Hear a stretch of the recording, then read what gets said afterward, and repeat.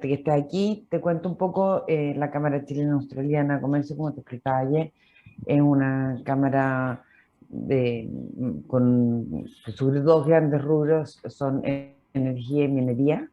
Esto es la idea es una conversación con los socios de Austrian, que en su mayoría pertenecen a distintos comités. Esto es un evento organizado por el Comité de Energía, eh, que lo preside Cristian Belivara, que aquí nos acompaña. Te comento, la mayoría de los que están aquí, el miércoles pasado tuvimos una reunión con los voceros de energía de Boric. Entonces en el fondo queríamos tener el lado tuyo para así poder tener las dos visiones. Don Perfecto. Cristian Belivara, lo dejo. Dígame. Minería se reunió con Mario Marchesa, ¿no? No, no, ¿No? nos equivocamos. Esperamos eh, poder hacerlo.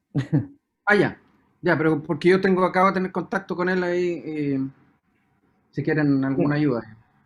nos encantaría. Después lo vamos viendo ahí para poder hacerlo Porque acabo de también. mandarle un mensaje, yo tengo una reunión la próxima semana con él y con gente de no sé qué cosa.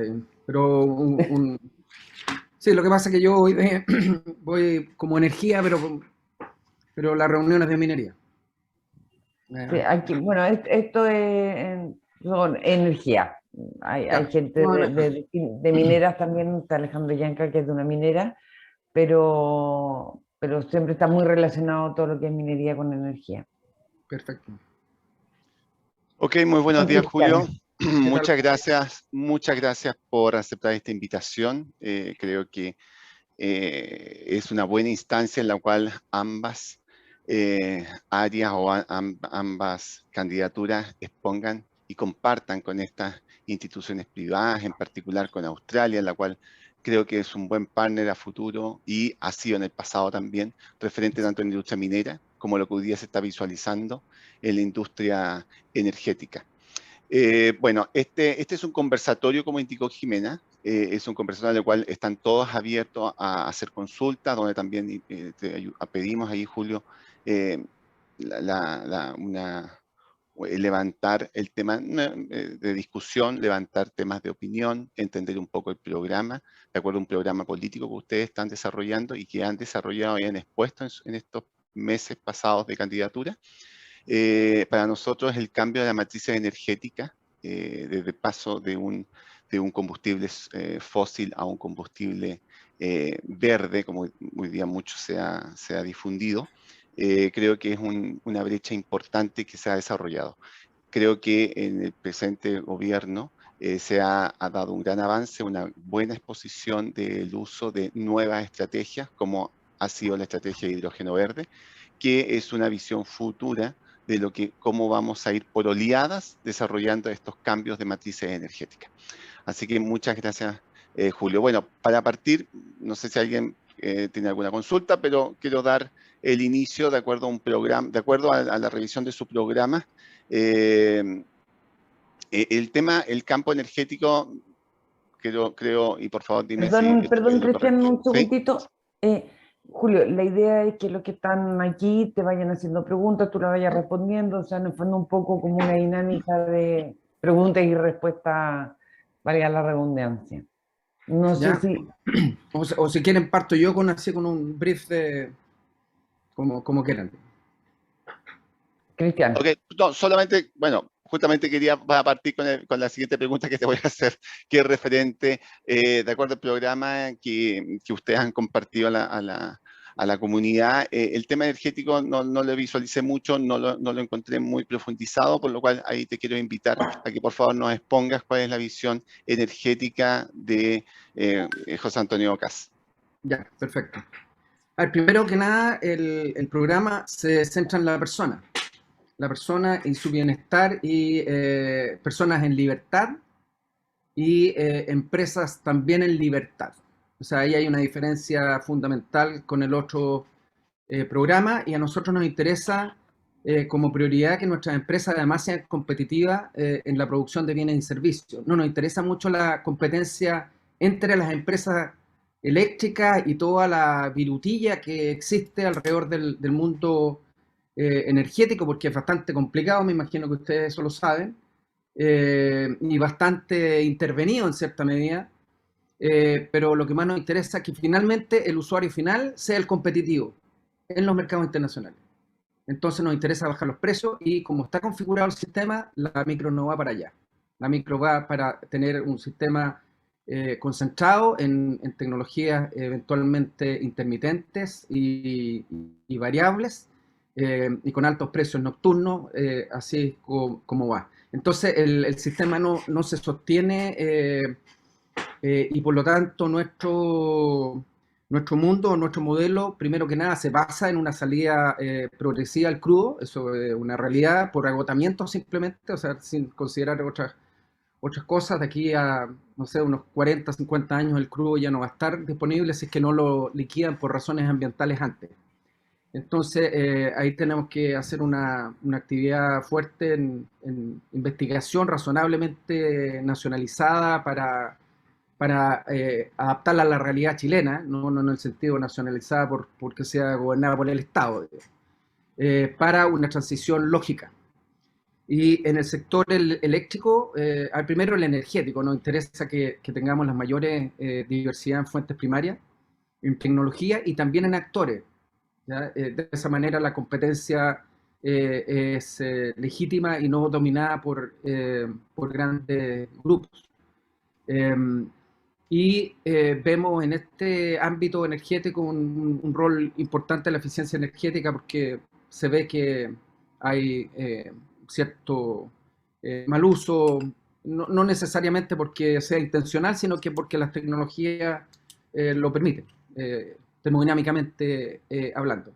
Y en electricidad, nuevamente, generación libre, oferta muy variada, lo más variada posible, pero resiliente a eventos de la naturaleza y también a eventos de las personas, particularmente sabotaje. Nosotros nos imaginábamos la misma línea de explosiones sincronizadas del metro en la estación, en la línea de alta tensión en el año 2030 y eso no puede suceder.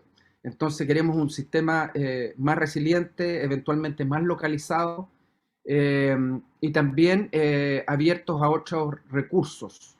En particular queremos reponer en cierta medida la hidroelectricidad que está media abandonada, queremos mantenerla renovable, queremos ver más geotermia, no estamos opuestos a nuclear, gas y carbón en la medida que estén asegurando la seguridad del sistema del suministro eléctrico. Porque hoy día, si ustedes revisan de repente la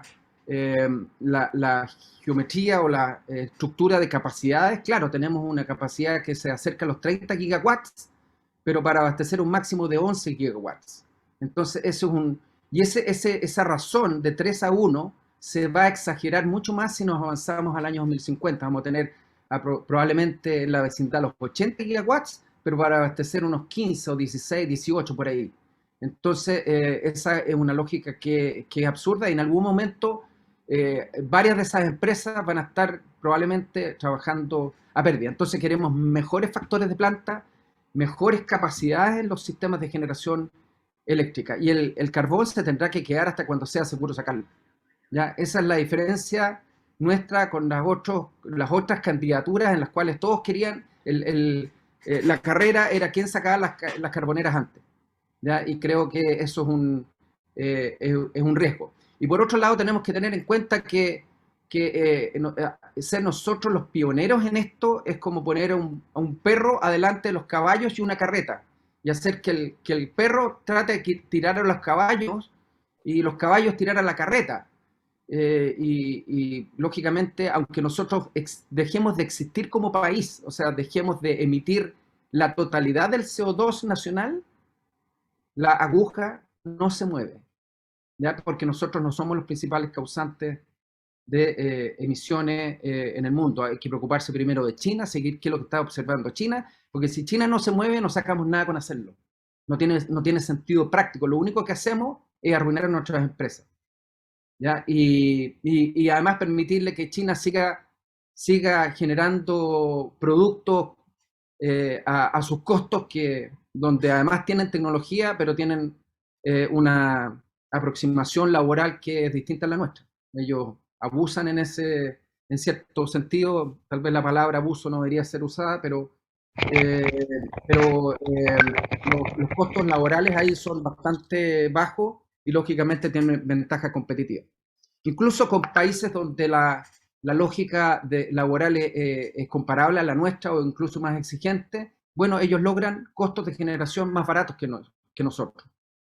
Países como Corea. No es el caso de países europeos donde nosotros tal vez estamos ubicados en la mitad en los costos y donde destacan países que apuntan al mundo renovable, como son Alemania y Dinamarca. Entonces también hay señales ahí que si nosotros tratamos de imitar segmentos como los europeos de alto costo, probablemente nos hagamos menos competitivos.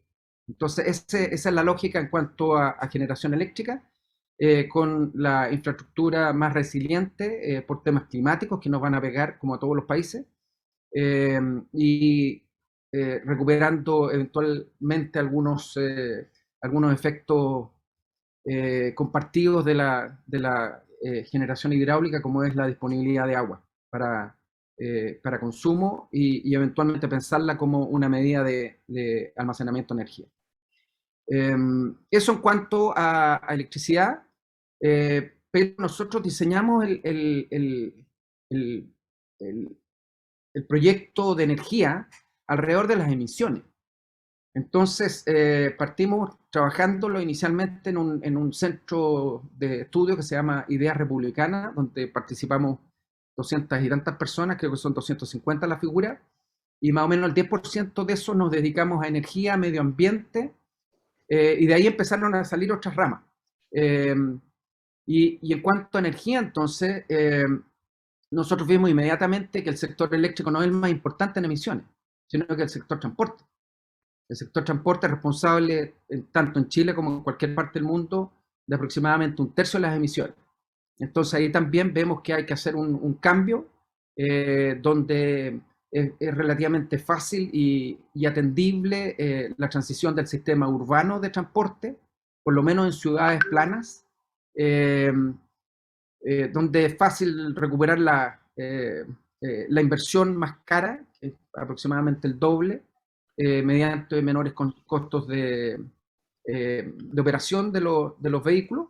Y también pensamos repetir algo de movilidad tipo metro, por lo menos en las ciudades más grandes. Tal vez una línea podría ayudar en Viña del Mar y una red eventualmente en la zona de Concepción. También pensamos en un tren rápido para alivianar un poco a Santiago respecto al Paraíso y estudiar otras opciones, pero por el momento no vemos mucho más en eso. También tenemos hartas ideas en cambiar la modalidad de transporte de carga para alivianar nuevamente el flujo camionero norte-sur en el sentido longitudinal del país, mediante el fortalecimiento del cabotaje marítimo y tener eventualmente la aventura con puertos ágiles y transporte relativamente rápido de carga y de camiones. También pueden ir los camiones enteros en estos vehículos. Y Australia tiene una muy buena posición en este campo para hacer el cabotaje en el sentido longitudinal, y con el transporte de carga en el sentido oeste, dejándolo en camiones hoy día en base de batería, no necesariamente hidrógeno, porque el hidrógeno todavía no lo vemos termodinámicamente viable, ¿ya? Si usamos los vehículos de combustión interna, el rendimiento baja a la mitad y el costo de benzina equivalente, digamos, en hidrógeno se triplica. Entonces no vemos por ahí todavía una solución muy apta para los camioneros, pero sí en base a batería en ese segmento este-oeste es suficiente el alcance para no modificarlo tanto. igual pensamos en el transporte de hidrógeno de larga distancia, pero nuevamente tenemos un vehículo más caro que incluso que el de batería. Entonces, el hidrógeno todavía no lo hemos visto, incluso lo hemos estudiado para otras opciones de transporte marítimo y no hay una confianza en los expertos de uso. Incluso, no sé, ayer tuvimos una exposición de un trabajo de los submarinos a hidrógeno alemanes y parece que va a quedar ahí nomás, no van a volver a hacerlo y van a regresar a baterías de alto rendimiento. Entonces, no estamos viendo la cosa por ahí. Y en buques rápidos, simplemente buques con propulsión clásica que hacen igualmente bajan las emisiones respecto al transporte. O sea, se produce una ganancia y como les decía, ahí Australia tiene una experiencia notable en producción de ese tipo de vehículos. ¿Ya? Me imagino que ustedes conocen la empresa a la cual me refiero, una empresa de Tasmania, que hace catamaranes, se llama Incat, y es conocida en el gremio. Y otro avance en tecnologías transversales, en transporte, en eficiencia energética, en adaptación climática. Nosotros le damos mucho más importancia a la adaptación climática que a la mitigación climática hoy día. Porque vemos que hay soluciones para la mitigación climática que el mundo no quiere hacer. ¿Ya? Eventualmente, la totalidad de las plantas a carbón que existen en el mundo se podrían reemplazar una a una por una central nuclear y el problema se va a la mitad al tiro, pero los países no están yendo en ese camino. Entonces, creemos que incluso vemos países que están saliendo de la energía nuclear, entonces no parece coherente las decisiones que están tomando en relación al cambio climático.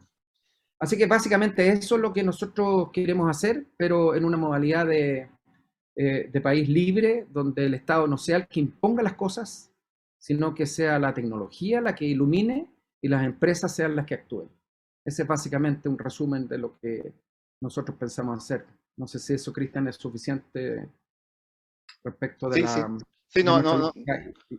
totalmente nos diste una luz en la cual combinaste conceptos de energía, combinaste el tema de transporte, tanto un transporte terrestre, marítimo, un ferroviario. Mira qué interesante, no había sido abordado en la mesa anterior. Así que bueno, ¿tienen consultas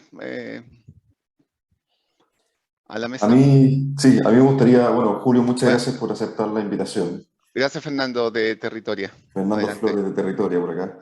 En el programa mencionan una ley de eficiencia energética y me gustaría si nos pudiera explicar más de qué se trata, más allá de todo lo que explicaste recién, es súper completo con respecto a la generación, pero saber en el fondo desde el otro lado qué se plantearía hacer desde el punto de vista del ahorro. Sí, la ley de eficiencia energética ya está, así que no es una... es lo que pasa que nosotros partimos trabajando, sí, hay tal vez hay unas deficiencias del programa que tienen que ver con timing, porque nosotros partimos trabajando hasta el año 2019, ¿ya? Y empezamos a escribir en Idea Republicana un programa a 20 años plazo, ¿ya? Que no era necesariamente un programa de energía, sino que un sueño de país, ¿ya? Entonces aparecían cosas que hoy día están resueltas, pero hay que echarle a andar esa ley, ¿ya? Hay que establecer los técnicos encargados de energía, no me acuerdo cómo se llaman técnicamente los personajes, pero hay que establecer sistemas de gestión de energía en empresas de determinado tamaño, y eso lógicamente hay que trabajarlo. En nuestro programa, en todo caso, tenemos gente que entiende bastante bien el tema de energía. Está Mónica Gasmuri, que es la directora ejecutiva de ANESCO, que era la persona encargada de energía de la candidatura de Chile Podemos Más y que está hoy día con nosotros. También está el presidente de esa asociación, o el expresidente de esa asociación en nuestro grupo. Entonces tenemos suficiente experticia alojada como para echar a andar bien la eficiencia energética. Pero la ley está. Cuando la partimos escribiendo no estaba. Perfecto. No soy tan familiar con respecto a qué se trata ni a quién aplica. Voy a ver No, de a ver, la averiguar más. eficiencia energética aplica a todos los sectores, aplica en particular el sector que les importa a ustedes, o por lo menos a algunos de ustedes, el sector minero. Eh, la electromovilidad en la minería ya es una acción de eficiencia energética que permite varias cositas, ¿ya? Aunque la generación sea térmica, igual hay una mejor eficiencia energética en la vía, porque el camión de partida se usa cuando se necesita, ¿ya? Pero aún, y también está la posibilidad de pasar a otros combustibles. O sea, con la minería subterránea, lógicamente ya casi no se pueden usar los vehículos a combustión, y en minas de rajos que queden, eventualmente se pueden no sé si la palabra es correcta, pero se pueden instalar troles, ¿ya? En las líneas más estáticas. Por lo menos podrán durar un par de años, una línea provisoria. Nosotros en la universidad diseñamos líneas de instalación provisoria para uso de camiones, los grandes camiones de la minería usando troles. Ya, por lo menos en la zona del trayecto largo, en la zona de carga, ahí echan a andar el motor nomás. Y no cambia nada, digamos, todo sigue siendo eléctrico. Excelente. Y con Eh, respecto a la promoción de la electromovilidad en el sector privado, que también lo mencionan en el programa, ¿qué planes hay? a ver, no tenemos detalles de planes porque ahí nosotros estábamos pensando en algún tipo de exenciones para el mundo privado, el mundo unitario, ¿eh? Porque también los buses también esperamos que sigan siendo privados, ¿ya? Nosotros no queremos nada en lo mínimo en el Estado. Somos opuestos en ese sentido a la otra candidatura. Eh, pero el vehículo eléctrico hoy día, de uso personal o familiar, todavía está lamentablemente siendo empujado por marcas premium. ¿Ya? Marcas premium que si nosotros todos viviéramos en Europa serían autos comunes, pero para nosotros son autos premium. Entonces, no tiene mucho sentido estar observando lo que hace Audi, lo que hace Mercedes o lo que hace BMW, cuando nosotros tenemos que hipotecar la casa para comprar un Hyundai Elantra, ¿ya? Entonces, ese auto Elantra todavía no está disponible, ¿ya? El más barato de Hyundai, para seguir esa misma línea, cuesta el doble de lo que cuesta un Elantra. Entonces, nosotros no queremos forzar a las familias a hacer a poner un capital inicial en eso, pero lógicamente si es que el mercado se vuelve atractivo, no me extrañaría la aparición de empresas que hagan leasing o que ofrezcan algún tipo de beneficio a la inversión a cuenta de cuotas, digamos. ¿Ya? Cuotas, no sé, la operación, es una venta, digamos, clásica de largo plazo, pero más conveniente. Total, la persona en esa circunstancia va a pagar muy poco en la operación del auto y en la mantención del auto. O sea, va a ganar por ahí. Pero igual tiene que pagar más del doble por el auto del mismo rendimiento. Así que eso tenemos que observar la tecnología, no podemos forzar eso. ¿Ya? Esto lo conversaba yo con el gerente general de Sidu Coppers, perdón, de SKG, con respecto a la inyección que están haciendo ellos de auto eléctrico, que la verdad que no le ha ido bien, justamente por los precios.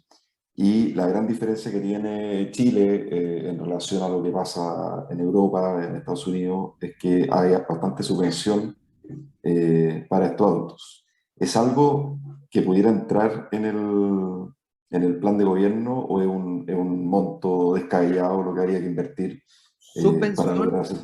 ¿a qué te refieres? O sea, No que sé sea si hay, no sé si hay o sea, en el fondo me explicaba el comparativo de precios entre auto eléctrico y auto a combustión y cómo se comercializan en Europa y desde un punto de vista lo menos tributario parece que hay muy buenos descuentos. Sí, no, Eh, allá sí, que pensé que estaba hablando que esos descuentos eran en Chile, digamos. no, no, Ya, no, no, no. Ya, sí, o sea, no nos podemos comparar. Es que nuevamente, a ver, es una mala referencia a Europa. ¿Ya? Es un mal comparador. ¿Ya? Incluso, claro, todos quieren la educación de Finlandia, pero que la capacidad productiva de Suecia. No va por ahí la micro. ¿Ya? Esa no es nuestra realidad. ¿Ya? Entonces, lógicamente, si comparamos un estado de bienestar europeo cuando tienen un PIB per cápita 2 veces el nuestro, nada que ver. No se pueden hacer esa... Y donde los estados además son, o deberían, no he hecho una radiografía de cómo operan los estados, de partida tienen mucho más historia cívica que nosotros. Y, eh, y más eficiencia, me imagino, más control en los estados, donde nos estamos cambiando de orientación cada vez, ¿ya? O cada 4 años. Entonces, por ese lado, yo creo que es incomparable esa modalidad de ofrecer los mismos beneficios que ofrece Europa a una economía que es bastante básica.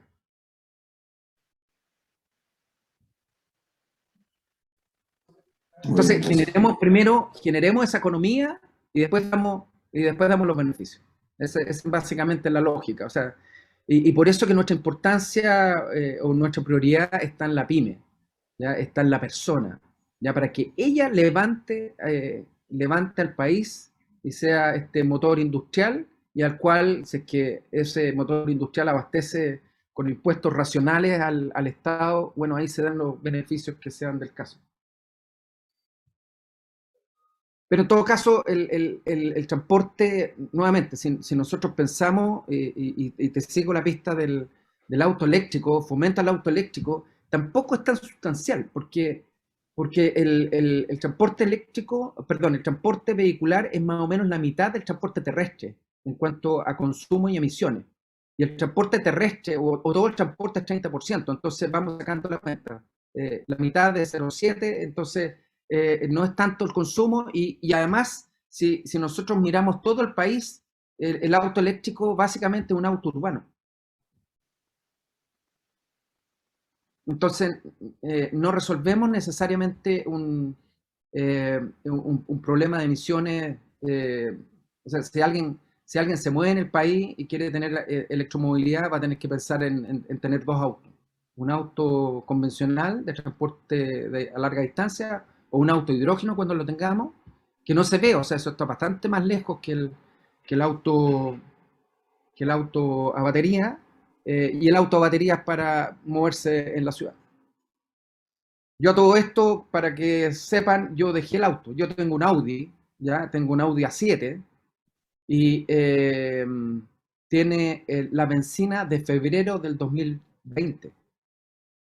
Todavía no le he puesto benzina, ¿ya? Y me aburrí. Antes lo usaba todos los días. ¿Y por qué dejé de usarlo? Por una cosa muy mundana, ya que espero que a ustedes no les pase. A mí me asaltaron y me metieron 3 balas, ¿ya? Y de ahí el auto se quedó guardado, ¿ya? Y me recuperé, mientras tanto recuperé. Hoy día estoy mejor que antes, así que estoy esperando que me asalten y me rompan la otra rodilla para arreglarla también, pero me acostumbré a la movilidad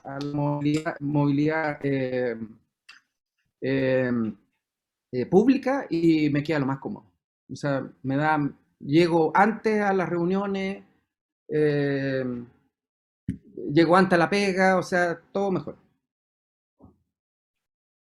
Así que no necesito ni siquiera auto eléctrico. Mejor todavía. No escucho muy bien. Perdón, no, mejor todavía. Digo, una pena la Ah, historia, pero no, me esa es la encanta. manera que me enseñó a usar el transporte público, pero me gustaría que a nadie más le pase. Y eso es un problema de seguridad, y es un problema que tiene una falta cara este gobierno, y que el gobierno o la propuesta del otro candidato la aborda en una forma súper débil. Así que primero, antes de sacar los autos eléctricos, ya nuevamente, Fernando, antes de sacar los autos eléctricos hay que asegurar que las personas que usan los autos tengan la seguridad de transitar con libertad.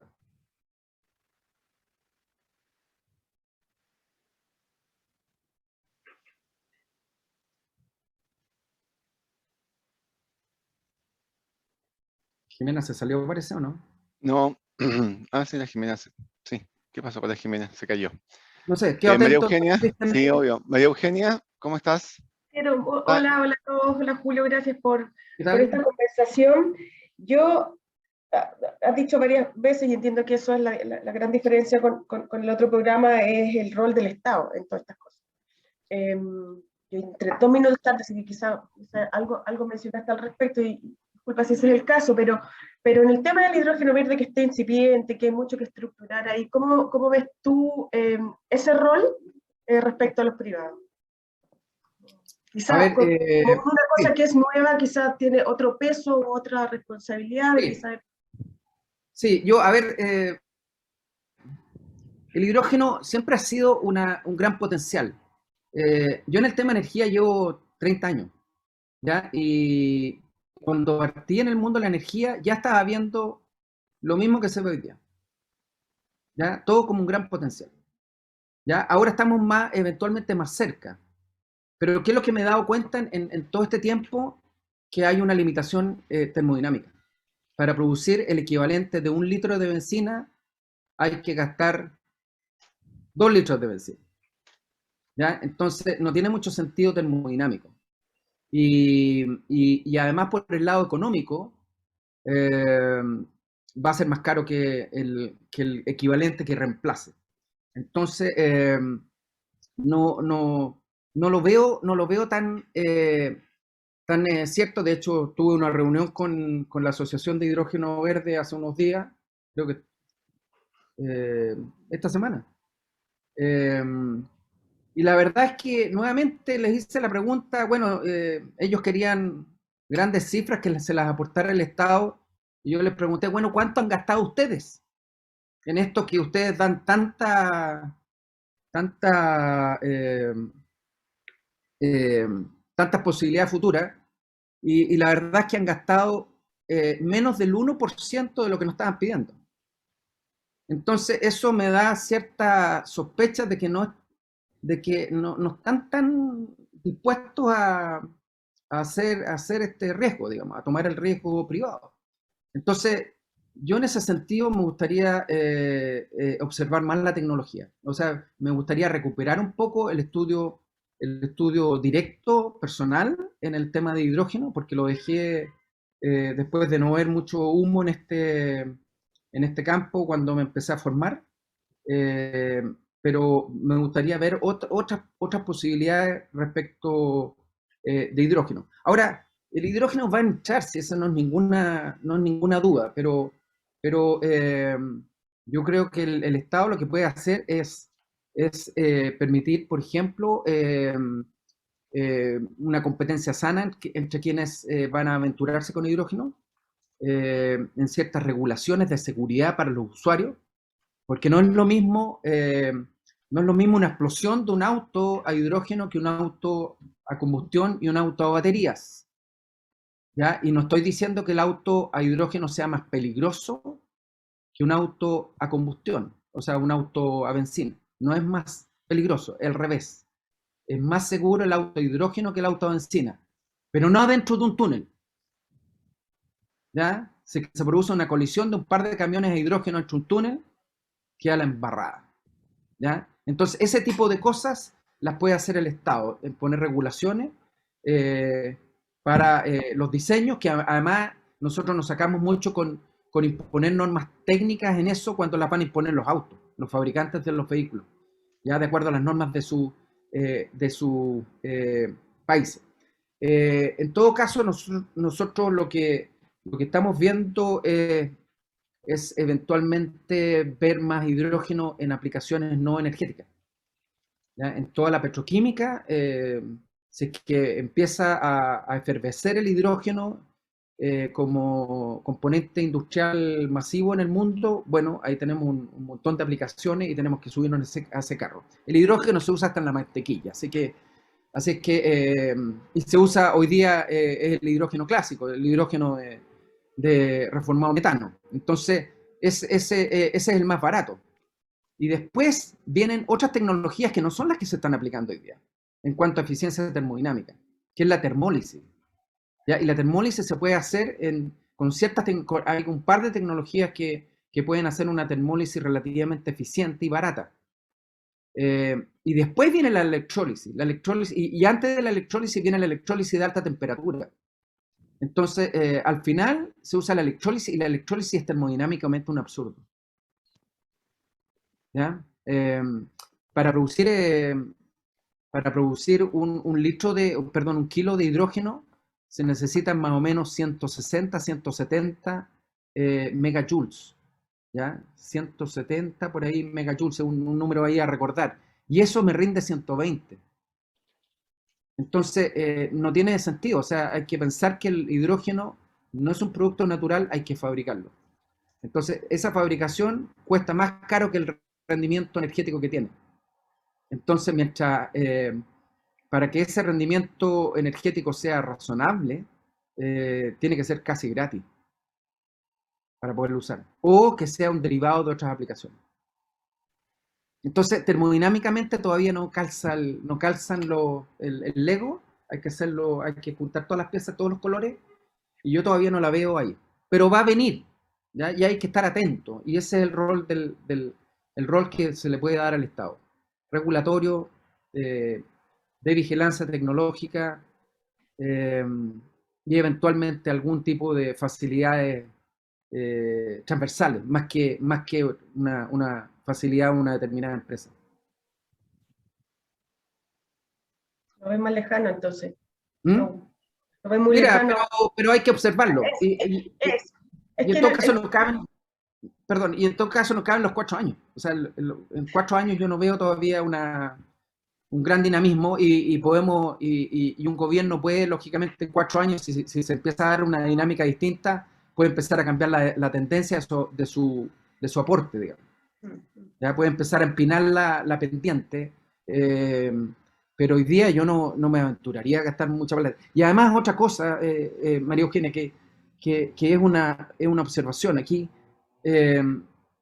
y voy a sacar términos de gestión de la tecnología acá, que a lo mejor puedo abusar ahí. Hay unas cosas que se llaman competencias específicas, o competencias tecnológicas específicas, que permiten que un desarrollo tecnológico de cualquier especie pueda ser logrado protegiendo la innovación, protegiendo al desarrollador. Y en cualquiera de las escalas. Entonces, ¿qué es lo que pasa acá? Nosotros no solamente necesitamos tecnología, necesitamos conocimientos específicos en el desarrollo del hidrógeno, necesitamos recursos energéticos, si se va a hacer con esta modalidad renovable, y eso es básicamente lo único que tenemos. ¿Ya? No tenemos desarrollo tecnológico. En nuestro país gasta menos del 0,4% del PIB en investigación y desarrollo. Entonces, prácticamente funcionamos en sectores económicos de muy baja aplicación tecnológica. Entonces, ¿qué nos hace diferente a los otros países a los cuales nosotros pretenderíamos eventualmente incorporarle hidrógeno chileno? Cuando China, por ejemplo, nuevamente un país que está sobrepoblado de tecnología, así como de personas muy baratas, donde pueden hacer productos finales muy baratos, también tienen desierto y tienen niveles solares como los nuestros. Entonces, no veo gran ventaja ahí. ¿Ya? Y además ellos son el mercado, entonces nosotros tendríamos que ponerle el hidrógeno allá. Entonces con el transporte por lo menos son entre $1 y $2 más. Y $1 y $2 todavía no se sabe porque no existen los vehículos para hacer ese transporte. Hay solamente 2 buques que hacen transporte de hidrógeno. ¿Ya?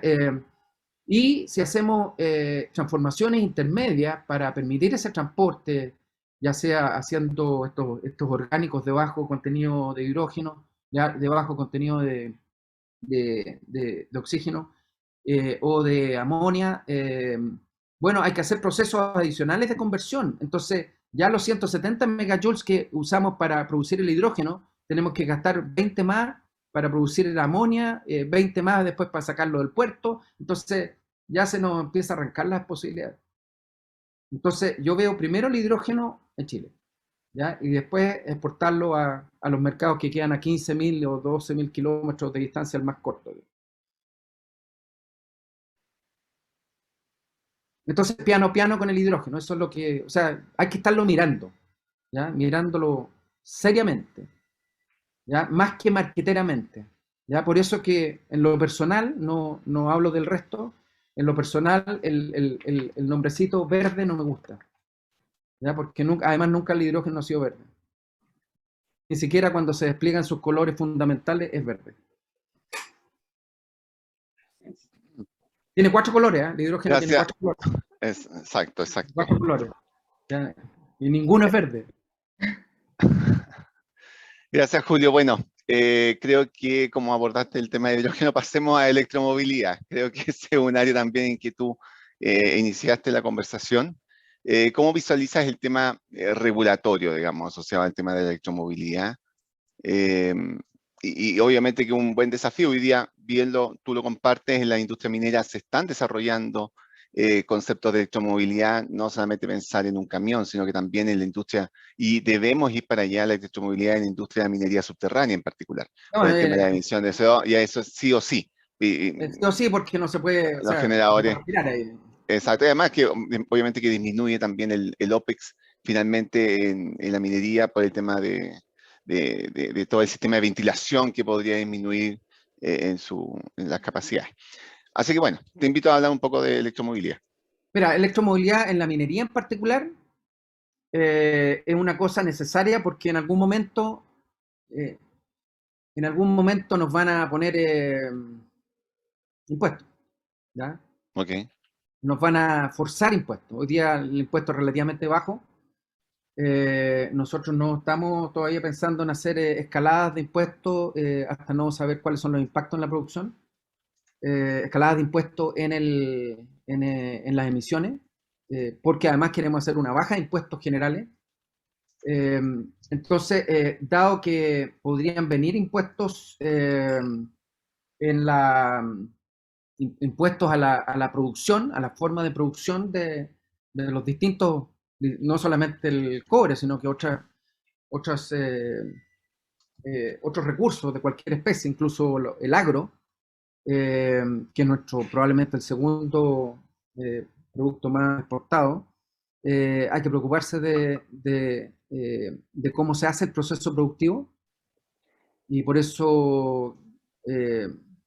eso es que necesitamos más electricidad en el sector minero, pero una electricidad continua, no sacamos nada con tener electricidad de día.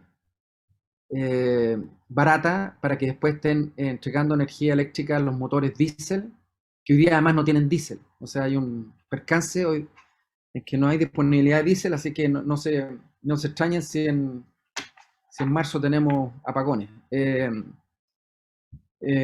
Porque no hay diésel para todo el backup, para toda la producción de respaldo y con otros combustibles demasiado caros en el presente porque los mercados internacionales se están ajustando, ¿no? Están recuperando su uso, no es un problema de absoluto, sino que es más bien un problema transiente. A mi juicio, alguien me podría, si está más cerca de esos mercados y conoce más, me podría refutar mi opinión.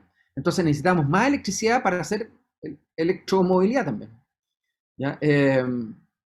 Y, eh, y lógicamente que es lógica la electromovilidad en la minería subterránea y también de rasgo, como decía, por lo menos mediante sistemas tipo trole que hacen modificaciones ínfimas al vehículo. Así que por ahí vemos eso. El transporte, lógicamente, ferroviario, hay muy pocas líneas en Chile que son, no, o sea, hay más líneas en el norte también, de ferrocarriles que acercan materias primas a puertos, en La Serena, por ejemplo, de la compañía minera, no, ¿cómo se llama? La CMP, SMP, Compañía Minera del CMP, Pacífico. exactamente, de hierro al norte de La Serena, claro, pasa además por la mitad de Coquimbo y va metiendo humo espantoso. Entonces, esa línea hay que, lógicamente, electrificarla y las otras líneas parecidas también. Entonces, no solamente hablando de vehículos eléctricos, sino que líneas de transporte ya establecidas como trenes, se pueden electrificar aquellos que no están. Pero tenemos que producirles la electricidad. Así que no solamente hablamos del vehículo, sino que la forma de generación. Oye, bueno, y un buen punto tocaste, Julio, cuando hablamos, ok, hablaste del tema agrícola, hablaste de electricidad, y por ende, cuando un poco diste tu punto de vista referente al hidrógeno verde, pero ahora hablemos de los GNL, todo lo que es el gas natural. Creo que es una buena industria que no sé cómo lo podrían visualizar ustedes dentro de su gobierno y potenciar. Bueno, y después de GNL, que me gustaría hablar un poco de NAP, que es parte también de lo que podríamos cerrar. Pero partamos con GNL. Sí, a ver, internacionalmente el GNL no está considerado como carbono, es una curiosidad rara, digamos, ¿ya? Entonces, cuando se habla de descarbonizar, nuevamente, bueno, ustedes saben, no lo saben, pero yo soy profesor de energía, ¿ya? Yo dirijo el Magíster en Ingeniería de la Energía de la Universidad Católica. Yo inventé ese programa hace 15 años atrás y lo llevamos manejando como 13 años. Y además he inventado 20 diplomados en energía, en distintas cosas. Uno de ellos es energía en la minería, ¿ya? Y nos tenemos interesados justamente en ese programa. Es uno de los 20 nomás, así que corremos con los otros. Y para nosotros la descarbonización la interpretamos como sacar el carbono, ¿ya? Entonces, en estricto rigor deberíamos sacar también el GNL, ¿ya? Pero el GNL no está cuestionado hoy día aparentemente por los países y de hecho Estados Unidos es el país que más ha bajado emisiones justamente con la transición de carbón a gas natural, ¿ya? Gas natural de shale, digamos, porque es el que la rompió allá en Estados Unidos y pone en aprieto el desarrollo renovable en Estados Unidos, así como el desarrollo nuclear en Estados Unidos. Entonces, GNL tiene hoy día todo el potencial de desarrollo. Lo que pasa que, bueno, ciertamente el gas es caro. Eh, y una cosa que hay que estar atento, que no hay que abandonarlo, es que Argentina, con los cuales nos hicimos amigos, pero después nos hicimos enemigos, producto de lo que ustedes saben, ¿ya? Pero eso es por culpa nuestra, ¿eh? No es por culpa de los argentinos, ¿ya? Si nosotros sabíamos lo que estaba pasando en Argentina y nos quedamos callados, ¿ya? O sea, sabíamos que se estaba pacificando la industria, ya que estaban interviniendo la producción y lógicamente se sabía que la producción de gas iba a fracasar en Argentina. Pero además Argentina tiene en el extremo sur y también en el noreste, en suma, uno de los potenciales más grandes de shale gas del mundo, ¿ya? Y parte de ese shale gas en la zona magallánica, en la zona patagónica de Argentina, colinda con Chile, ¿ya? Y nosotros también tenemos acceso a una buena fracción de shale gas en esa colita, en el extremo sur. Entonces, yo no dejo de pensar de que eventualmente en un cambio de dirección de gobierno de Argentina, ahora nosotros queremos ser tipo Argentina, ¿ya? Nuestros jóvenes con la convención constituyente y en fin, el gobierno eventual de Boric, queremos parecernos a Argentina, pero si es que Argentina sale de lo que hoy día son, podríamos estar haciendo una muy buena alianza con ellos en el desarrollo de este shale gas, ¿ya? Si es que todavía eso está permitido desde la perspectiva climática, o más bien perspectiva, yo no no creo que necesariamente, yo tengo una mirada un poco distinta al cambio climático, ¿ya? De lo que se está manejando hoy día, incluso lo que maneja el IPCC. El IPCC, el IPCC ha cambiado, omite antecedentes relevantes que tiene y no los ha vuelto a sacar porque hoy día más bien tienen una postura política respecto al cambio climático, ¿ya? Y por algo es todo un show, hacer las COPs en distintos países, es un show donde llegan, ustedes saben, llega el jet set ahí en aviones privados, en fin, ¿ya? ¿Cuántos fueron los que detectaron en la foto este año? 400 jets privados en Glasgow. Entonces, eh, por lo menos yo no veo que la micro vaya para lo que, para donde apunta el IPCC. El IPCC se institucionalizó y se opone a sus mandatos originales, ¿ya? El mandato original era dar una respuesta y después extinguirse, ¿ya? Y no se extinguió y va a seguir creciendo ad infinitum. Entonces, y con soluciones que no apuntan a la concreción del problema, a la extinción del problema, ¿ya? Que no necesariamente está representado con lo que ha sido la historia paleoclimática del mundo. No tiene una consistencia, es bien raro lo que están haciendo, ¿ya? Pero están todos encantados con eso. ¿Ok? Sí. A ver, mira, tengo acá en el chat tengo dos consultas. Mira, Manuel Sobral me dice, estimado, en relación con el hidrógeno verde, el gobierno emitió durante noviembre del 2021 la resolución número 998, que estableció el plan de fomento a la producción de hidrógeno verde, que regula la asignación directa de terrenos fiscales en concesiones de uso oneroso para el desarrollo de proyectos de hidrógeno verde. El proceso culmina en septiembre de 2022, con la firma del contrato respectivo. En un eventual gobierno, ¿ustedes respetarían el proceso regulatorio por dicha resolución, suscribiendo los contratos respectivos? A ver, uno de los atributos de José Antonio Kast es que es muy apegado a las leyes, ¿ya? Y lo que es ley, es ley. Ok, ¿Ya? muchas gracias. Eso es Ahora, si se puede sacar una ley mejor, cierto, pero tampoco, pero lógicamente que una ley mejor nunca va a ser la destrucción de algo anterior, ¿ok? No es lo que está pasando en muchos planos hoy día, que, por ejemplo, en todo lo que es la Constitución, que parece que lo mejor fuera destruir la anterior. No, nosotros no estamos pensando en destruir lo que ya está, hay que mejorarlo, pero y si funciona bien hay que dejarlo. Gracias, Julio.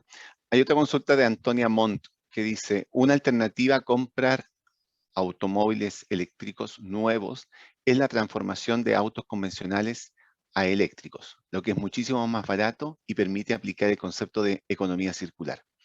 Hoy en Chile no se puede hacer esta transformación por falta de regulaciones de seguridad. En su eventual gobierno, ¿se buscaría potenciar esta alternativa? Con ciertos cuidados, con ciertos cuidados. Nosotros eso lo discutimos, tenemos un diplomado de electromovilidad que de hecho acaba de terminar su tercera versión, y esos temas los traemos a colación en el programa, y lo discuten los alumnos. Tenemos muchos alumnos que están, tenemos en ese diplomado más o menos 40 alumnos anuales. No, un poquito menos porque tenemos 2 diplomados en paralelo ahí, pero son 30 más o menos. Y el tema de la conversión de los autos es una posibilidad, por cierto, pero también tiene que ser con normas muy estrictas. ¿Ya? Muy estrictas de tal manera que la conversión del auto no la haga el bombero de la esquina, ¿ya? Con el respeto mayor que tengo a los bomberos. ¿Ok? Porque ustedes ya saben lo que pasa en las bombas de benzina que está al lado de Manquehue, ¿no es cierto? ¿Se acuerdan qué pasó cuando había un auto hechizo que estaba cargando gas natural? Ah, sí. ¿Ya? Y que voló con el bombero y todo. Entonces, eso no puede suceder, ¿ya? Y no solamente en autos a hidrógeno, autos a gas, sino que autos a batería también. Porque cambia la esencia del vehículo. ¿ya? Uno está acostumbrado a tener un auto que está con el centro de gravedad en un lado y por lo tanto si frena o se acelera ya no es el mismo auto que teníamos. Entonces tiene que ser un kit estabilizado, tiene que ser un kit que no cambie el comportamiento original del vehículo. ¿Ya? Entonces si eso no se cumple, yo no daría el paso a eso. ¿Ya? Con kits legítimos y cambiados en los centros en los representantes Autorizado. autorizados, lógico, no hay ningún problema. ¿Ya? Sí, estoy de acuerdo. Buen punto. ¿Alguna otra consulta? María Eugenia. Sí. ¿Cuáles son las urgencias que tiene, o no, la prioridad, Mira, el primer la paso urgencia, del la programa urgencia, o de lo que tienen ustedes pensado?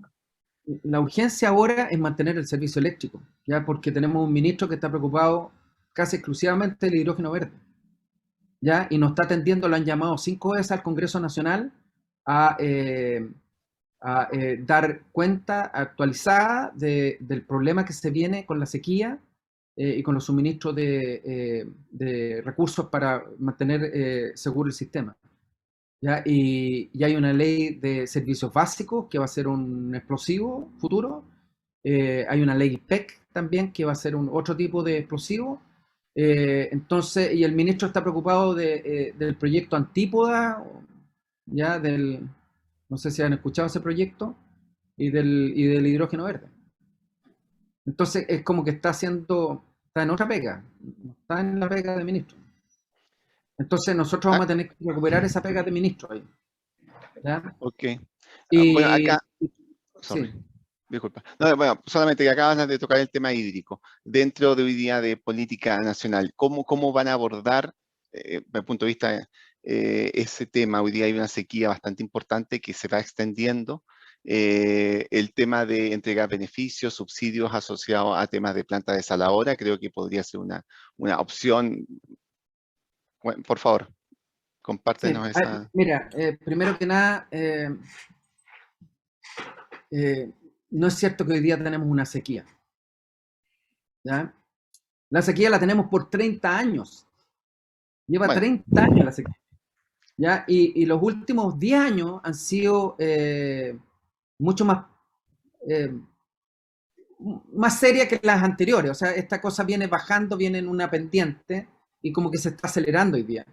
Pero 30 años de inobservancia. Entonces, no nos pidan resolver el problema en los últimos 30 años, en 4 años.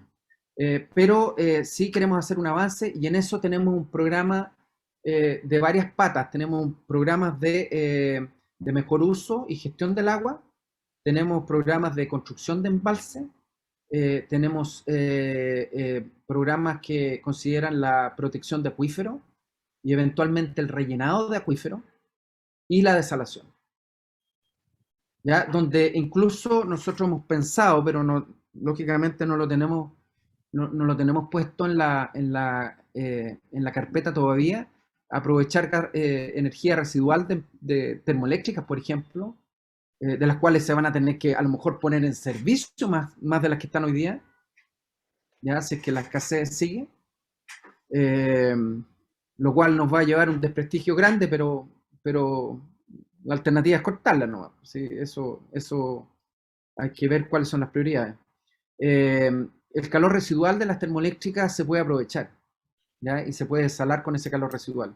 ¿Por qué? Porque si vamos a usar osmosis inversa, nuevamente estamos usando la poca electricidad que tenemos. Entonces tenemos que sacar, no podemos asfixiar la poca electricidad para producir agua. Entonces tenemos que sacarla de otra vía. También tenemos pensado, lógicamente, estudiar el tema de la carretera hídrica, pero así a priori no se ve tan bien, ¿ya?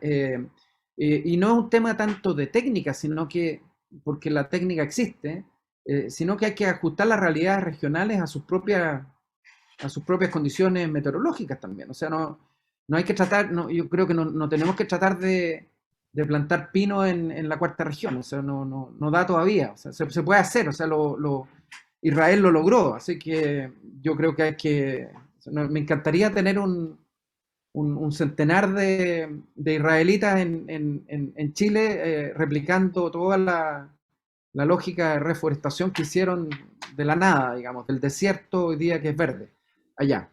Tenerlos en Chile a tiempo completo, haciendo esa pega.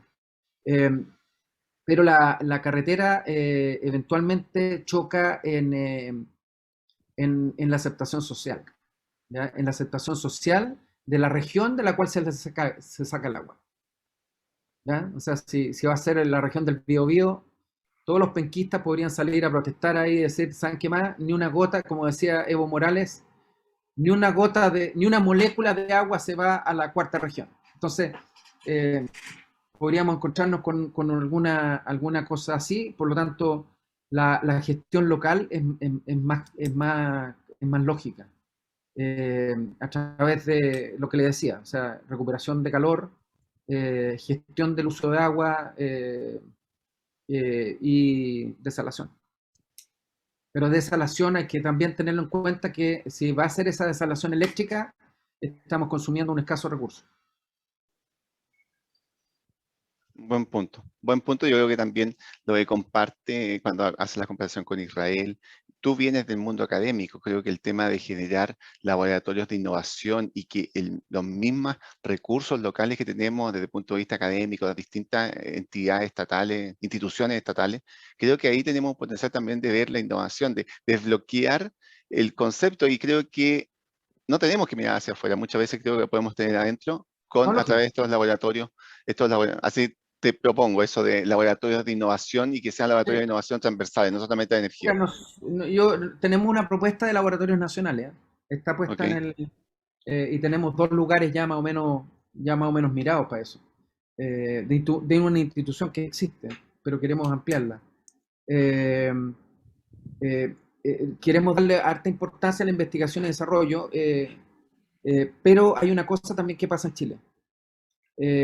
En la lógica internacional, los países más competitivos, si ustedes siguen los informes de competitividad, eso da muchas luces de cómo hay que hacer los desarrollos. Se dan cuenta que el esfuerzo principal de la investigación y desarrollo viene de las empresas, no del Estado.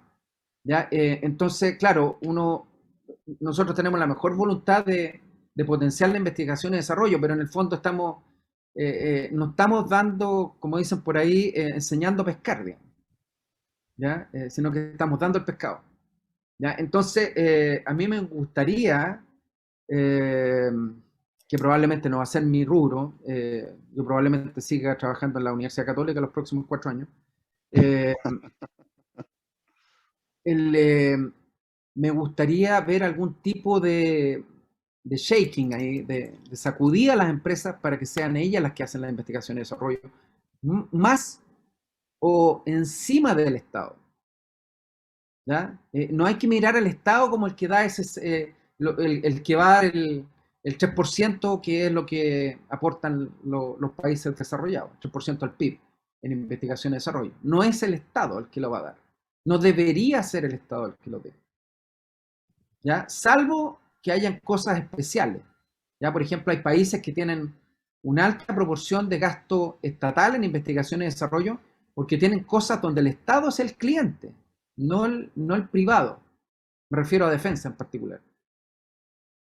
¿Ya? Sí, pero creo que Ahí, es importante tomar experiencia hoy día. Si tú me dices, hoy no nos podemos comparar con Europa, pero hoy día hay un referente asociado a Alemania, de cómo es el trabajo, en particular en nuestra cámara también con Australia. Nosotros tenemos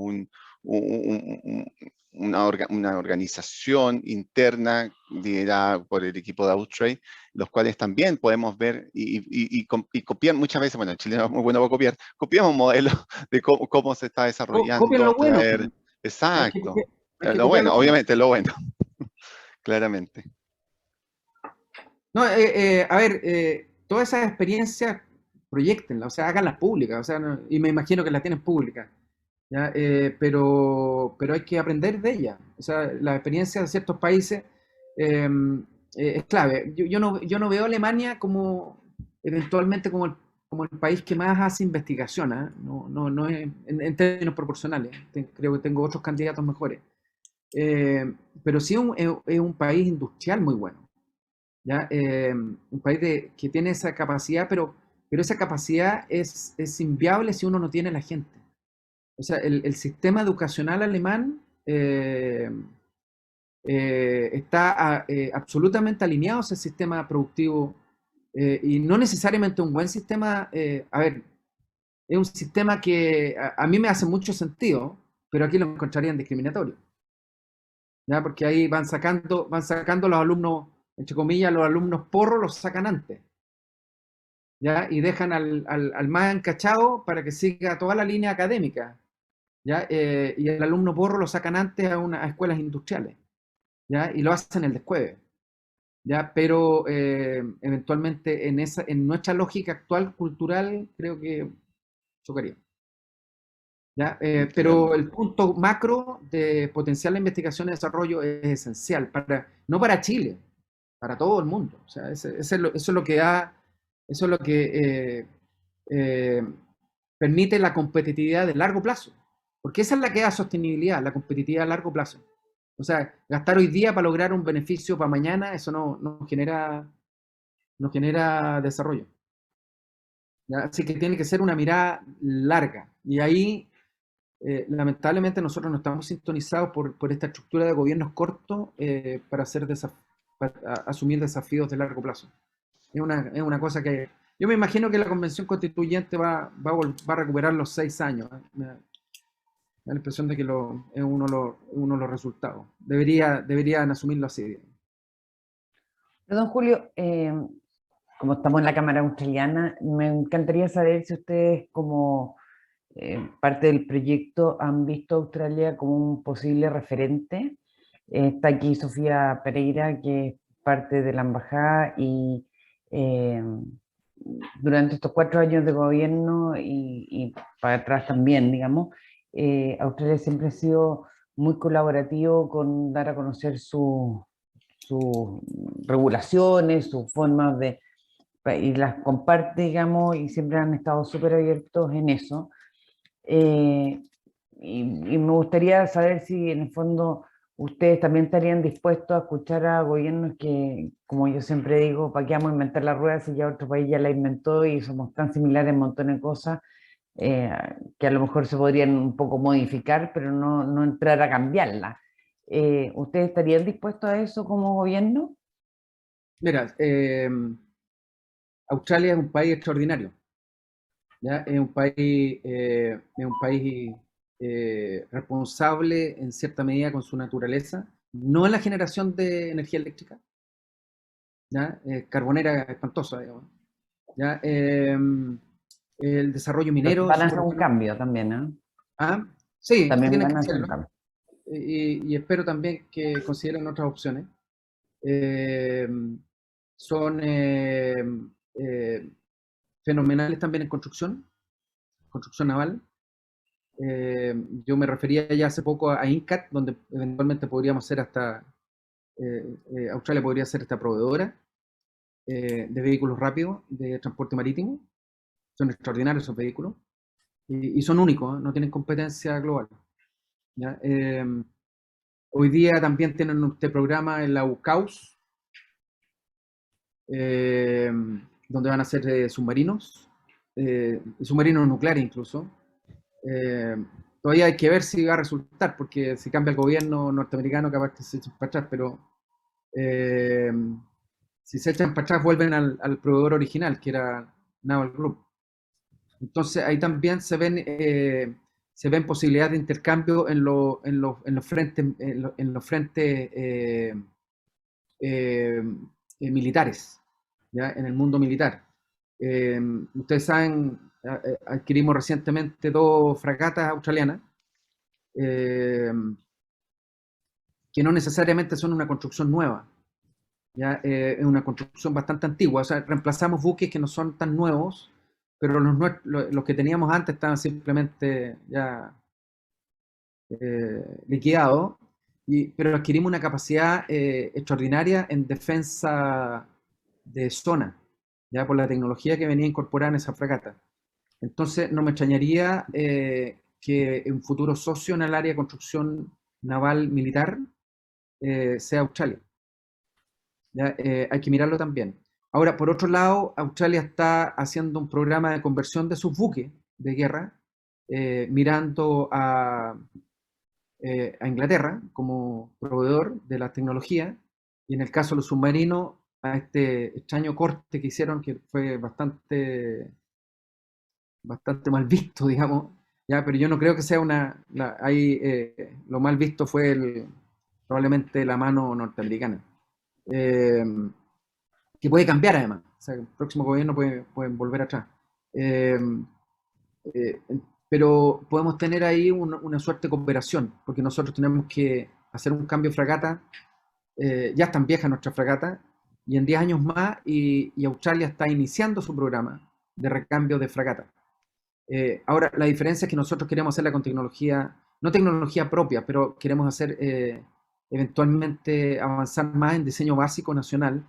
Y bueno, ahí tenemos nuevamente una luz de un país que en el ámbito de construcción de fragatas está más o menos un poco arriba de nosotros, pero no muy arriba de nosotros. O sea, no es un país demasiado alejado que nos mire abajo como, no, si ustedes tienen que comprar nomás, nosotros les vamos a entregar. ¿Ya? Entonces con Australia puede ser un poquito más horizontal, en el sentido de tener transferencia tecnológica de uso bivalente, digamos. No solamente ser receptores de la tecnología, sino que empezar a conversar en desarrollo, cruzados, digamos. Porque además tenemos ciertamente los mismos objetivos, los dos tenemos miradas en torno al Océano Pacífico, donde vemos amenazas geopolíticas claras, y donde tenemos incluso áreas compartidas, no tan directas, colindantes, pero lógicamente compartidas en todo lo que es área en la zona de búsqueda y rescate de marítimo, en la zona antártica también. Hay un pedazo que no está reclamado por nadie, pero eventualmente podría haber un reclamo ahí conjunto. Entonces hay harto que trabajar con Australia, aunque esté casi opuesto a nosotros en el otro lado. Estamos los dos en el hemisferio sur y compartiendo un océano de gran importancia. Yes.